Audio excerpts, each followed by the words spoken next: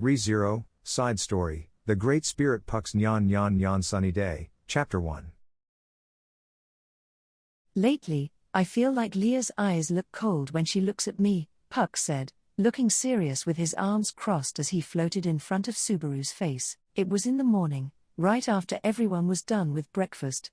Rem was in charge of cleaning up the dining table, and Subaru was on his way to clean the bathhouse in the basement of the mansion as directed by Ram. As usual, he showed his affection towards Emilia and exchanged snarky remarks with Beatrice, but then he was stopped when he came out of the dining room. In the past, Leah believed me unconditionally and was fooled by me, but nowadays I feel like she has become less naive.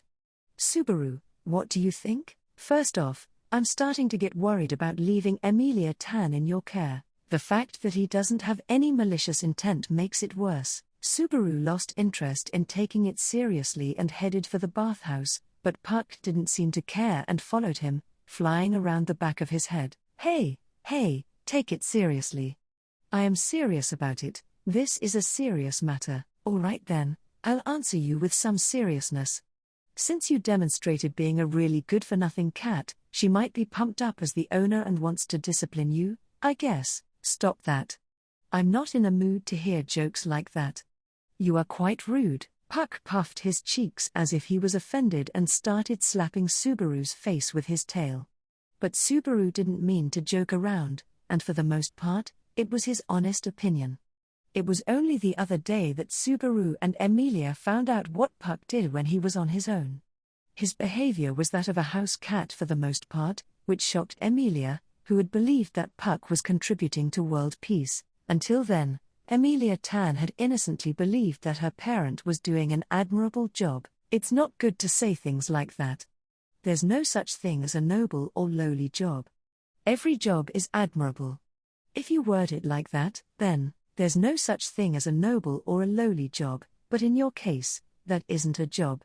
It's just your natural instincts, Subaru shouted at Puck, who was being shameless, then took his jacket off in the changing room, rolled up his pants, and entered the bathhouse with a mop in hand. He then proceeded to clean it with a practiced hand, but even so, I'm worried about Leah. So many things have changed for her, so maybe she's feeling tired because of that. I think your behavior recently has been her greatest source of fatigue. My. It's quite troubling that her greatest source of fatigue is unaware. The sources of her headache were blaming each other, but things couldn't be judged since Emilia wasn't there. Puck then clapped his hands as if he'd struck upon a great idea. Maybe, she is in her rebellious age. A lot of things would make sense if I think that way. Does it make sense though? I feel like the skin-to-skin contact between Leah and I has been lacking lately.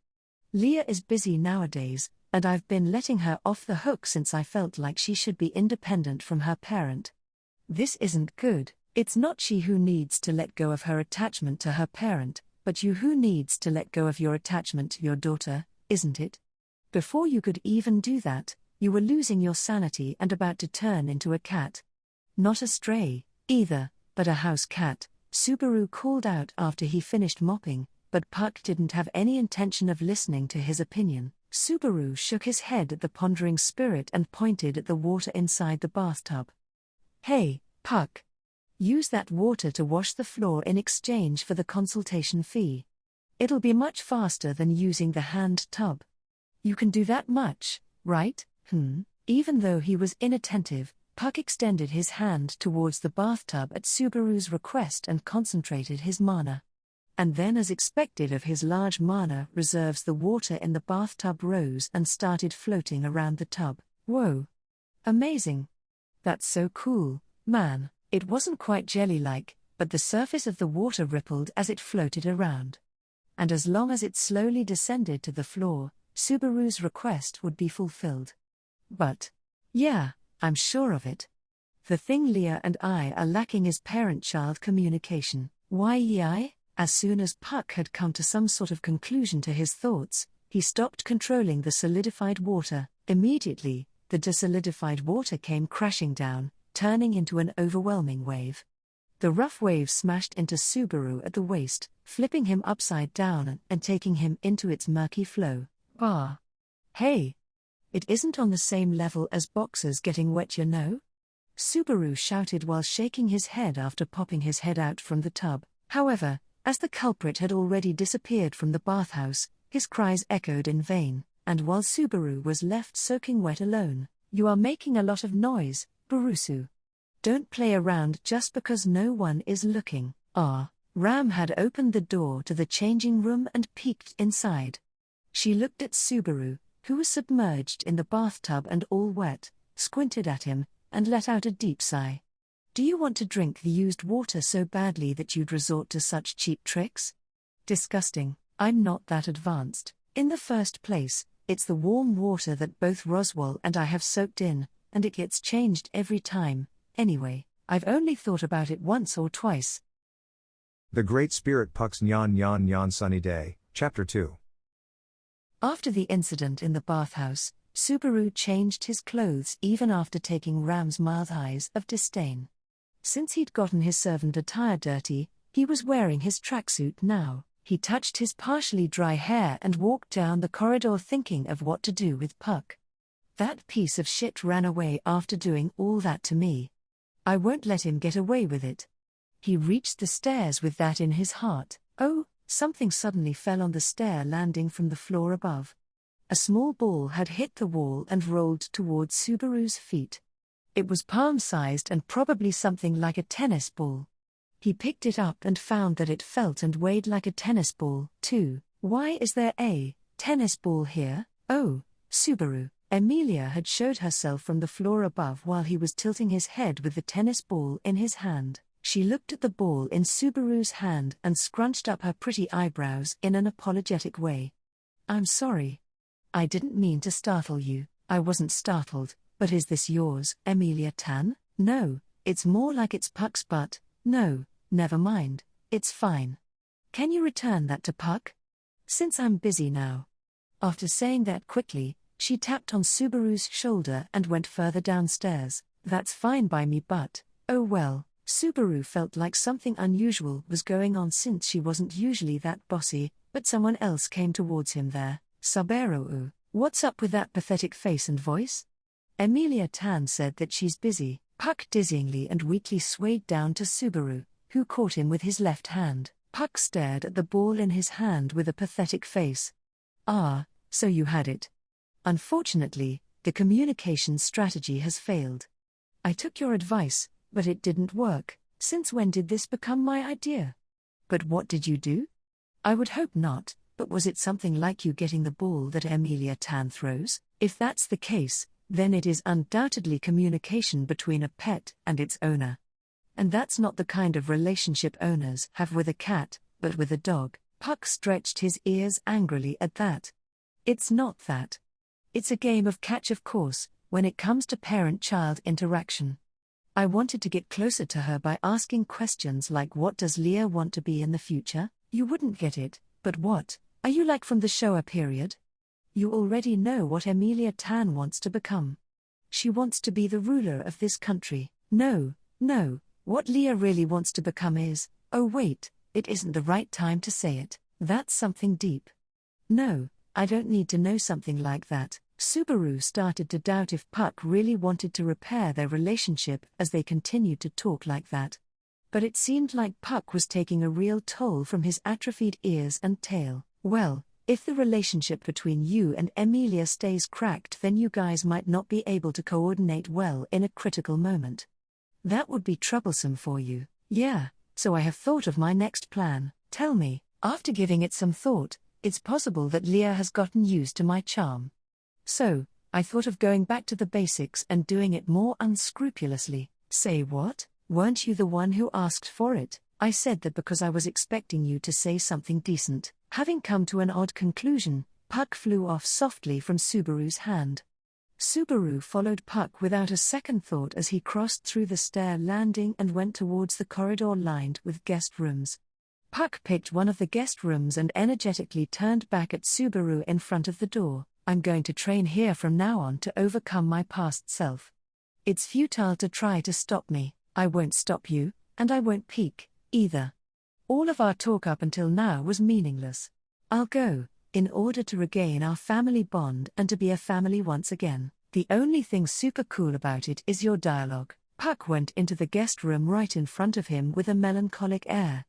After staring at the door, Subaru didn't peek, but put his ear next to the door to listen to what was happening inside. Meow. Meow. Meow. Hearing the sounds of training, Subaru sighed deeply, then moved away from the door to complete his remaining chores. He dragged his unusually tired body around even though it was only mid-morning. The Great Spirit Puck's Nyan Nyan Nyan Sunny Day, Chapter 3. Subaru, isn't it almost time for a break? Would you like some tea? Emilia asked after entering the garden to reward Subaru for his hard work as he was putting away the tools after finishing the last chore of the morning, which was tending to the garden. Oh, it makes me really happy that it's an invitation from you, Emilia-tan. Have my daily efforts finally paid off? I don't really get it, but if you are working hard, then I hope they paid off. That answer of yours tells me I'm not putting in enough effort. Thank you, Subaru said, giving Emilia, who didn't get it, a wry smile, then washed his hands and joined her. Let's do it in my room, Emilia said, inviting Subaru. While they were walking towards her room, Emilia suddenly started talking in a hushed voice. Hey! Is Puck bothering you? He is bothering me a lot, but it isn't something you need to worry about. It's a man's destiny to get into trouble with his father-in-law. That being said, he was feeling down. I thought so. Maybe it's because I'm being harsh with Puck. Oh, so Puck wasn't imagining it. Seeing that Emilia looked serious, Subaru scratched his head. It seems like Puck wasn't wrong about Emilia acting like that on purpose. Can I ask you why? Well, maybe I am sulking a bit. I thought Puck would be more mature, but I really lost my energy due to that incident the other day. Oh, just like I thought. The cause and the things that followed being the same as Subaru had speculated. He put his hand on his forehead, but then immediately laughed at the worried-looking Emilia. It isn't a big deal, he said. I can understand your feelings, Emilia-tan, but he needs to learn a lesson sometimes. He wouldn't bat an eye if anyone else did that to him, so knocking him down a peg like that will do him some good, too. Is that so? Yeah, you are right. Puck needs to reflect on things a bit. That's the spirit. And I really think that there's something wrong with what he did. Subaru had no other option but to be considerate to Emilia, and Puck brought this situation upon himself for the most part, so he needs to reflect upon it and feel down. It seemed like Subaru's words had eased Emilia's mind since she didn't look anxious anymore. And then they reached her room. Let's go in and have some tea. Well then, Subaru. I have prepared tea for Meow. Emilia's feet stopped the moment she stepped into the room. Her gaze was directed to the front, at the center of the room, from where she heard a sweet, flirtatious cry. Subaru frowned at that and looked inside the room over Emilia's shoulder. And, meow, meow, meow. Meow. There was a cat dancing in a cute, calculated manner, twisting his long tail, his round eyes glistening. The sight of his fluffy fur, quivering ears, and the sad purr was a sweet trap that stimulated the primitive human desire to protect something. It was the ultimate calculated charm, perfected by a house cat. Puck, meow, meow, mew, mew. Emilia's voice trembled after seeing Puck like that. Recalling her conclusion from before, it was clear how she would react to the sight of Puck, who had lost his wild instincts. But, oh no, Puck, you are so cute. What happened to you? Cute. Completely losing against Puck's calculated charms, Emilia picked him up, blushing. She then proceeded to rub her cheeks against his. It seemed like her conclusion and resolute decision had completely faded away. Meow, make up, Puck requested in a sweet voice. Make up? Yes, sure, Emilia said, easily giving in. Puck, you are so cute. I am sorry for being stubborn. Puck thrust out his palm energetically at Subaru, who was looking at them with a blank face. He's acting like it all went well thanks to you, but that's a false accusation. Anyway, leaving all of that aside. The reason why a house cat gets too cocky is because there's a problem with the owner's way of disciplining it. Subaru muttered in a resigned voice as he witnessed Puck and Emilia playing with each other. They probably won't stop playing until the tea gets cold, he thought to himself, and in fact, their adorable merrymaking didn't end until lunch was called.